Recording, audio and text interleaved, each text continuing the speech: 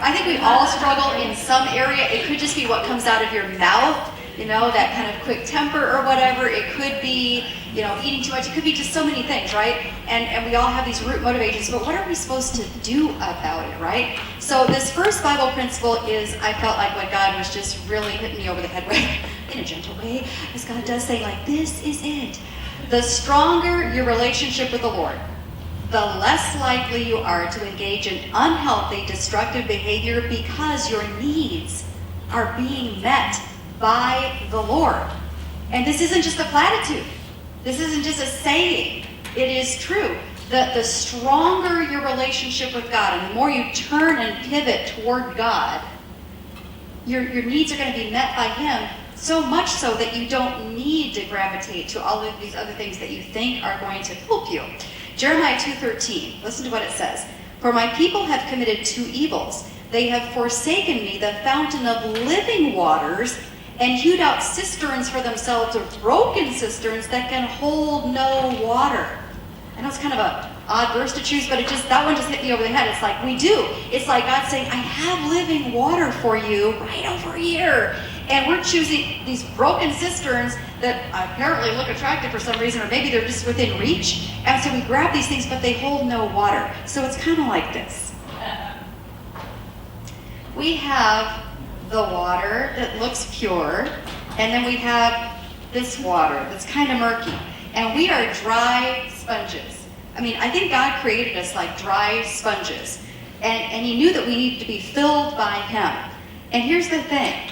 This water's over here, and I'm standing right here. And here's this murky water, so much closer to me.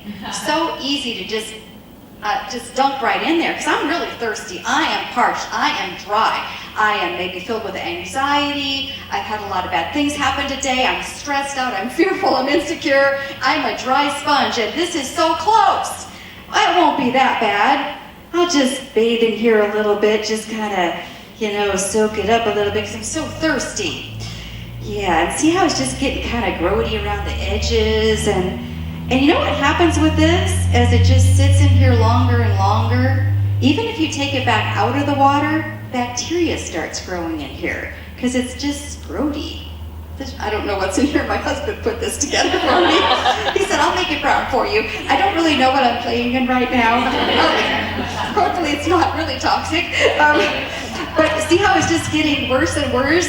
And again, you can take this sponge out of this yucky water and mildew will start growing in. You can die from ingesting mildew. It's like, this is toxic. It was so easy though, it was within reach. And then oops, I got some brown on this. Oh dear. And then there's this water that's farther. I have to go a little farther. It's the narrow road, but it's the pure water that I've been craving. It's just a little farther. I have to reach a little farther for it. It's not as easy, but this is the water that satisfies. This is the pure water.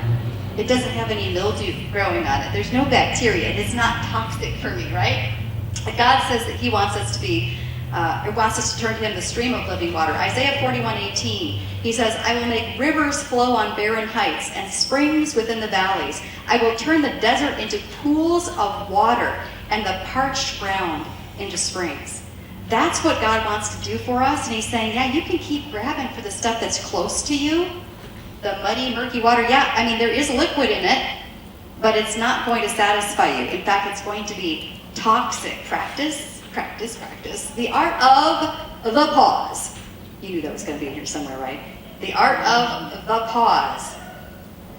Proverbs 14. The simple believe, but the prudent gives thought to his steps. One who is wise is cautious and turns away from evil, but a fool is reckless and careless. And doesn't that describe our impulsive behavior, right? But the prudent give thought before they act, which means, doesn't that mean that the person is pausing? Because, thinking takes me a second, I don't know about you. So you're like pausing on purpose and saying, okay, what's the right decision here? So during that brief pause, ask yourself in the Lord, is this going to lead to deep joy, peace, and healthier relationships? Because isn't that the question to ask in the pause? Is this going to lead to deep joy, deep peace, and healthier relationships? And right away, you're going to know the answer, aren't you? I mean, right away, I always know the answer when I ask that question, and I've got used to asking that question. In my little pause, even when like Raul will say something to me or do something, I'm like, you know, because this happens occasionally in our household, you know, and I'm like,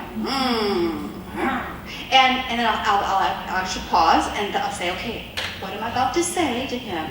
Is this going to lead to deep joy, deep peace, and healthier relationships?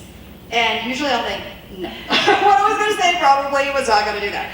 Now, maybe something still needs to be said, but I'm going to give it more thought. I'm going to pray about it. I'm going to think, okay, Lord, do I need to say anything? Is it my job? Is the Holy Spirit going to convict him? What is, you know? And I'm going to consult the Holy Spirit. But in that pause, I almost always immediately know the answer to that question. Is this going to lead to deep joy, deep peace, and healthier relationships? Now, it might lead to that momentary pleasure, just like sticking the sponge, that dry sponge, into the water, like momentarily, I'm soaking up some water, all right, but it's murky, it's ugly, it's toxic, right? So those Oreos, it's a deception. They seem like they're going to be the balm that I'm looking for, right? I'm going to just feel so much happier after I have these cookies. Does anyone ever feel happier after they eat like a whole box of cookies? You do, Diana? Oh, you don't eat the whole box. Okay.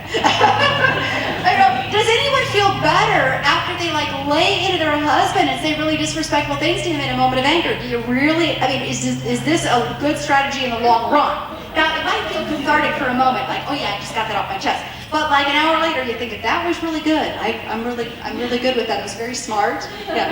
Not usually, right?